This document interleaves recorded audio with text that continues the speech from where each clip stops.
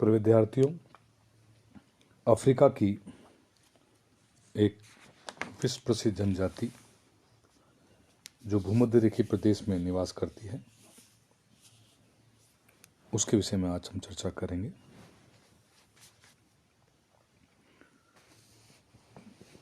जिसका नाम है पिग्मी। पिग्मी का निवास क्षेत्र अफ्रीका महाद्वीप के विषुवतरेखीय वन प्रदेशों के 3 डिग्री तथा उत्तर तथा 3 डिग्री दक्षिण मध्य में निवास करती है। इनका प्रधान निवास क्षेत्र कांगो के पूर्वी सघन प्रदेश में, कांगो डेजर्ट में है, विषुवतरेखीय क्षेत्र में है। यह वन इतूरी वन कहे जाते हैं। इसी कारण इन्हें इतूरी पिग्मी कहते हैं। इतूरी नदी के तटीय क्षेत्रों में रहने के कारण भी यह नाम दिया गया है। यह जाति मुख्यतः Congo, Cameroon, Zaire, Gabon, Uganda में निवास करती है। ये लोग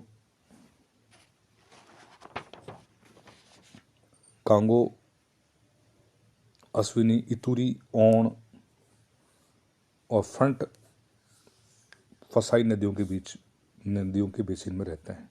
कुछ पिग्मी कबीले छोटे छोटे समूहों के में नई तटीय भागों में 300 से 450 मीटर की ऊंचाई वाले भूभागों में निवास करते हैं। इनके भौगोलिक वातावरण के विषय में बात करें, यहाँ की जलवायु उष्ण व आर्द्र होती है। वर्ष भर तापमान ऊंचा रहता है, अधिक आर्द्रता रहती है, वर्षा भी अधिक होती है 2 सेंटीमीटर के आसपास। इस प्रकार की जलवायु में वर्ष भर ऊंचे और सघन वन वृक्ष मिलते हैं। वृक्षों की सघनता सूर्य प्रकाश को धरातल पर नहीं पहुंचने देती, अतः भूमि दलदली बनी रहती है। परिणाम स्वरूप यहाँ अनेक जहरीले कीड़े मकोड़े, मच्छर तथा अनेक जंगली जानवर पाए जाते हैं। इन्हीं सघन वनों में नदियों के तटीय क्षेत्रों में, जहाँ की भूमि थोड़ी ऊंची होती है, वहाँ पिग्मी लोग अपना निवास क्षेत्र चुनते हैं। क्योंकि अधिक वर्षा होती है, बहुत गहरे जंगल होते हैं, दलदली क्षेत्र होता है, इसलिए ऊंचे क्षेत्रों में जहाँ पर दलदली नहीं हो वहाँ पर ये लोग निवास करते हैं। इनकी शारीरिक स्थिति के विषय में चर्चा करें, ये लोग नाटे कद के होते हैं। इनकी औसत ऊंचाई 1.5 मीटर होती है, परंतु कुछ लोग 1 मीटर ही ऊंचे होते हैं। इनका रंग काला होता है, नाक चपटी, होठ मोटे तथा बाहर की ओर निकले हुए होते हैं। इनका आवास की बात करें तो पिग्मी लोगों का मुख्य व्यवसाय शिकार करना है। इस कारण ये लोग अपने स्थायी घर नहीं बनाते। जिस क्षेत्र में इन्हें शिकार की अच्छी सुविधा मिल जाती है, वहीं थोड़े समय के लिए स्थानीय घास फूस से अपने अस्थायी झोपड़ी बना लेते हैं। ये झोपड़ियाँ वृक्षों की टहनियों पर बनाई जाती है। इन पर चढ़ने के लिए बांस की सीढ़ियाँ काम में लेते हैं। एक स्थान से पर 20 से 25 तक की प्रकार की झोपड़ी एक अस्थायी गांव बन जाता है। अधिक ऊंचे भूभागों पर ये लोग अपने मकान मक्खी के छत्ते के समान गोल आकृति के बनाते हैं। यह मकान बहुत कम ऊंचे होते हैं। इनके बनाने में केले अथवा ताड़ वृक्ष के पत्तों का प्रयोग अधिक करता है। इनके वस्त्र बात करें, इनके वस्त्र साधारण होता है। शरीर पर कमर के ऊपर का भाग प्राय नंगा रहता है। कमर के नीचे ताड़ के पत्तों, वृक्षों की छाल आदि को ढककर स्त्रियां विशेष रूप से ताड़ वृक्षों की पत्तियों के गुच्छों को कमर में बांध लेती हैं। बांस को चीर कर लंबे दांतों वाले कंघे बनाकर कमर के नीचे लटका लेते हैं। इनके भोजन के विषय में बात करें, शिकार से प्राप्त जानवरों का मांस, वनों से कंदमूल, फल। इनमें भोजन में बंदर, चूहे, सांप, पक्षियों के मांस मुख्य होते हैं। वनों के अनेक प्रकार की फलें, जंगली सेम, कुकुरमुत्ते प्राप्त कर उबाल कर खाते हैं।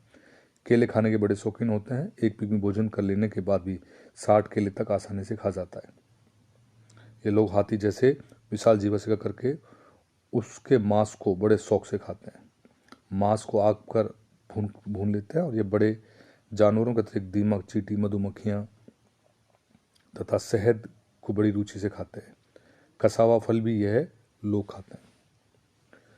अर्थव्यवस्था की विषय में बात करें, शिकार करना इनका मुख्य व्यवसाय है। न तो कृषि कार्य करते हैं और न ही पशु पालते हैं। वनों से वस्तुएं एकत्रित कर मछली मारना भी इनका व्यवसाय है। शिकार करने से ये सब कुशल व चतुर आदिवासी माने जाते हैं। हाथी जैसे भीमकाय पशु का भी शिकार सरलता से कर लेते हैं। ये विनमेन निकट के अन्य कबीलों से क्या करते हैं, यानी कि जंगली केले, कसावा को वो आसपास के सभ्य लोगों को दे देते हैं और वहाँ से वो और वस्तुएं प्राप्त कर लेते हैं। सामान तथा हथियार की बात करते हैं। बैगेज द टूल्स इनके मुख्य सामान हैं। हथियार रूप में तीर तथा धनुष होते हैं। घरेलू सामान का प्राय अभाव होता है। साग तथा जड़ों को पकाने के बर्तन के अतिरिक्त पानी पीने के लिए तुम्बी का प्रयोग करते हैं। एक छोटी चरपाई तथा कमर पर पहनने के लिए खाल या छोटे वस्त्र इनका अन्य प्रमुख सामान होते हैं। पिग्मी पुरुषों के गले में बांस की बनी एक सीटी लटकती रहती है, जिसे बजाकर जंगली जानवरों तथा पक्षियों का आवाज को नकल करते हैं। व्यक्तिगत आदतें एवं सामाजिक व्यवस्था के विषय में बात करें। पिग्मी लोग बड़े शक्तिशाली तथा निर्भीक होते हैं। वृक्षों पर चढ़ना तथा एक वृक्ष से दूसरे वृक्ष पर जाने आने में बड़े निपुण होते हैं। ये लोग तैरना नहीं जानते। इनकी पर्यवेक्षण शक्ति तीव्र होती है, वृद्धि तीव्र होती है, नकल करने की अद्भुत क्षमता रखते हैं। जंगली पशुओं का डर बने रहने के कारण ये लोग हमेशा सतर्कता से रहते हैं। ये बड़े आलसी होते हैं। पिग्मी प्रकृति से डरने वाले तथा भूत प्रेतों में इनका विश्वास होता है। सबसे सफल तथा कुशल शिकारी को गांव का मुखिया चुना जाता है। ये लोग भिन्न भिन्न प्रकार के वृक्षों तथा पत्थरों आदि को पूजा करते हैं।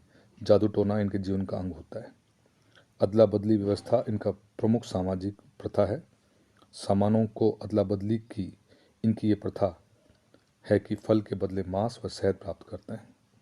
पिग्मी सुनिश्चित करता है कि कितने किलो के बदले उस अपने पड़ोसी कृषक वर्ग को कितना शहद या मांस देना है। पड़ोस के कृषकों की सीमा में जाकर वहां किलों को तोड़कर उसके स्थान पर मांस का टुकड़ा अथवा शहद रख देते हैं, जिसे फल उत्पादन वाले लोग उठा ले जाते हैं। इस प्रकार कृषकों को जब मांस आदि की आवश्यकता होती है तो वे अनाज तथा फल आदि को एक निश्चित स्थान पर रखाते हैं। शिकारी पिग्मी को ऐसे स्थानों को पता होता है और वह वहां से फल उठा लाते हैं तथा उनके बदले में मांस रख देता है। तो ये वस्तु विनिमय अधिक करते हैं। ये लोग बड़े गंदे होते हैं। सफाई में रहना इनका बिल्कुल पसंद नहीं है। नाच गाने का इनका बड़ा शौक होता है। कभी कभी रात रात भर लोग नाच गाना करते हैं। पाश्चात्य सभ्यता इन्हें अधिक प्रभावित नहीं कर पाई। ये लोग वनों में छिप कर रहते हैं। संख्या में निरंतरता कम आ रही है। तो आदिम जनजातियों में पिग्मी एक महत्वपूर्ण जनजाति है जो विश्वोत्तरीय क्षेत्रों में निवास करती है। तो प्रिय विद्यार्थियों,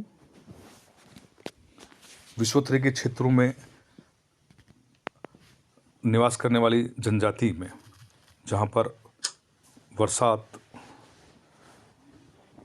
अत्यधिक होती है, जिससे गहरे वन विकसित होते हैं। इतने गहरे वन विकसित होते हैं कि सूर्य की धूप भी नीचे धरती पर नहीं पहुंच पाती। इस कारण जमीन दलदली रहती है। तो ऐसी परिस्थिति में, ऐसी भौगोलिक स्थिति में पिग्मी लोग निवास करते हैं और वनों से प्राप्त उत्पादों का यह लोग अपनी अर्थव्यवस्था, अपनी सामाजिक व्यवस्था, अपना खान पान को बना के रखते हैं। आवास की स्थिति के विषय में भी हमने चर्चा करी कि किस प्रकार से यह लोग दलदली क्षेत्रों से ऊंचे स्थानों पर अपने गुच्छानुमा झोंपड़ी बनाकर रहते हैं। तो ऐसी परिस्थितियों में यह जाति निवास करती है। मांसाहारी जाति है क्योंकि वनों से प्राप्त अत्यधिक मांस का सेवन करते हैं। शाकाहारी रूप में वृक्षों केले हो गए, कंदमूल हो गए या कसावा का भी ये सेवन करते हैं। यह मकान वस्त्र के रूप में ज़्यादातर वृक्षों से प्राप्त छाल और उनका ही ये सेवन कर पाते हैं। आसपास के सभ्य क्षेत्रों में निवास करने वाली जो कृषि उत्पादक सभ्य जनजाति हैं, उनसे ये वस्तु विनिमय कर